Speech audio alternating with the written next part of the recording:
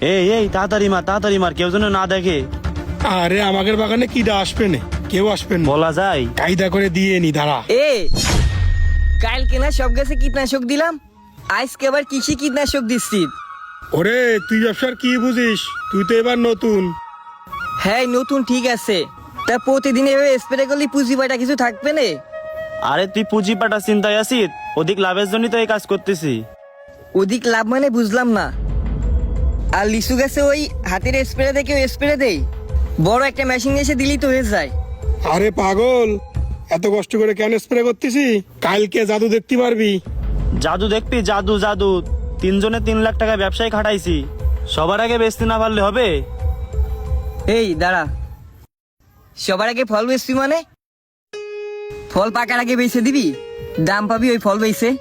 এখনো ফল কাঁচা রয়েছে, দেখ দিনই পুরো কাঁচা। লিচু পাকতে এখনো না হলেও মাসখানিক সময় লাগবে। আরে মাস খানিক লাগবে না, কালকে বিকেলে লিচু ভাঙবো, আর সকালে দেখাবো তো জাদু, কীটনাশকের জাদু। আরে ও এখনো বুঝতে পারিনি আমরা লিচুতে কি দিচ্ছি, সকাল হলে ঠিকই বুঝতে পারবি নি। আচ্ছা ঠিক আছে, কি দেখি দিচ্ছি আমার তো কলিনে, সকাল হলেই দেখ পানে। বাড়ি যাচ্ছি, হ্যাঁ ওই মুবারকের কোয়ের অ্যাকশনে কালকে বিকেলে আমাকে লিচু নিয়ে যেতে হবে। আর জুড়ি দুটোও কিন্তু গুছায় রাখছে নে। এত দেওয়া উচিত আসছে না রে, বেশি দিলেই পচে যেতে পারে। চল চল অন্য কাছে চল। হ্যাঁ চল। আরে দোস্ত, বাগান তো পুরো লালে লাল হয়ে গেছে, সব কীটনাশকের খেলা। আর ছেলেমেলে বিকেলে কয়ে রেখেছিস তো লিচু ভাঙতে হবে? হ্যাঁ দোস্ত কয়ে রাখিছি। হ্যাঁ ঠিক আছে। ওরে দোস্ত দেখ, আমাদের লিচু তো লালে লাল, সবার লিচু 1 মাস পরে কালার আসবে, পাকা তো দূরের কথা, আর আমরা কালকেই লিচু বেচতে যাব। এই লিচু সব এরকম লাল লাল হয়ে গেছে কেন? সব গাছের লিচু ছোট ছোট লিচু সব লাল হয়ে গেছে। কইলাম না যে জাদু আছে, এই দেখ সেই জাদু, সব কীটনাশকের খেলা। বুঝলাম না, তোরা দুজন মিলে কি কীটনাশক দিলি? ফুলো লিচু এখনো প্রায় 30 দিন পরে কালার হওয়ার কথা, পাকা তো দূরের কথা। আজকে পুরো বাগান লিচু লাল হয়ে গেছে। আরে শুধু লাল হয়নি, এই লিচু কালকে বেচবো। আর এই কারোর লিচু বাজারে উঠিনি, আর কালকে আমাদের লিচু বাজারে নিয়ে যাব, তোর আনন্দ লাগতেছ না? আনন্দ মানে? এই আনন্দর কি আছে?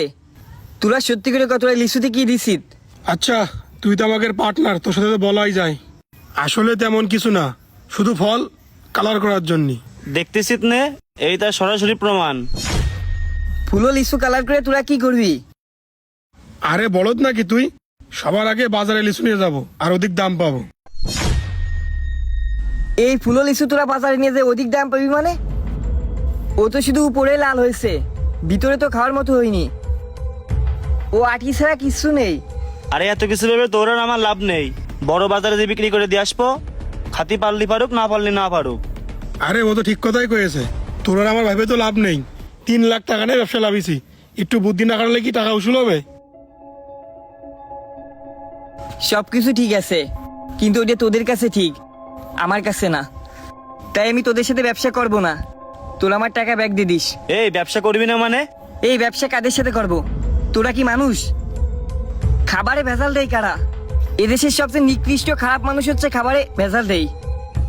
লিচু খাওয়ার মতো হয়নি এখনো, ভিতরে কালকে একটা সিরে দেখলাম আটি হয়নি ভালো করে। ওই লিচু তোরা কীটনাশক মেরে মেরে স্প্রে মেরে মেরে কালার বানায় বাজারে নিয়ে যাচ্ছিস।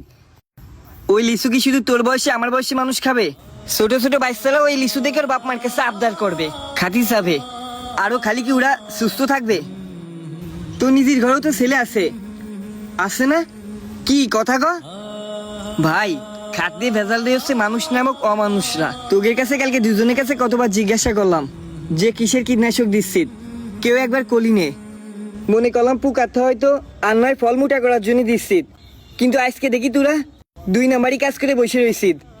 ফল সবার আগে বাজারে নিতে হবে তোকে ভাই, এ তো অন্য কিছু না, এ তো খাদ্য।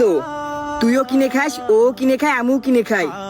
আমরা যদি সবাই সবার খাবারে সবাই সবার উৎপাদন করা জিনিসই ভেজাল দিই, তাহলে একসময় বাংলাদেশটাই ভেজাল হয়ে যাবে। তুই আর আমি বেশি দিন বাঁচতেই পারবো না। আজকে দেখ মানুষের কি অবস্থা। যাক তোদের এত কিছু বুঝতে চাচ্ছি না, যতটুকু বলিসি বুঝলি ভালো।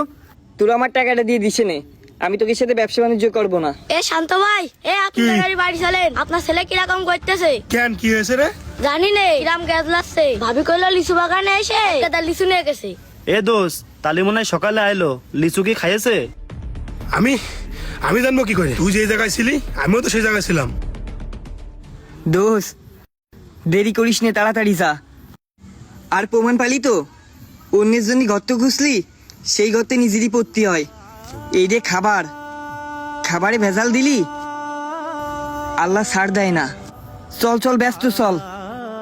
ভাই ছোট মুখে একটা বড় কথা বলি, আমরা সমাজের মানুষ যার যার জায়গা থেকে তার উৎপাদনের জিনিস বা ফসলে যদি ভেজাল দিতে শুরু করি, তাহলে এক সময় সবার প্রচুর টাকা হবে, কিন্তু ওই টাকা খরচ করার সময় পাবেন না। কখন নিজের প্রাণ হারায় যাবে নিজেও বুঝতে পারবেন না। বর্তমান মানুষ মরতেছে পশু পাখির মতো, কখন পড়তেছে কখন মরতেছে কেউ বুঝতেছে না। আর এর বেশিরভাগ কারণই হচ্ছে খাদ্যে ভেজাল দেওয়ার জন্য। আর আমরা জেনে শুনে যারা খাদ্যে ভেজাল দিচ্ছি, তারা আমরা জেনে শুনে মানুষ মেরে ফেলতেছি। আর মানুষ কখনো মানুষকে মারতে পারে না, অমানুষ ছাড়া।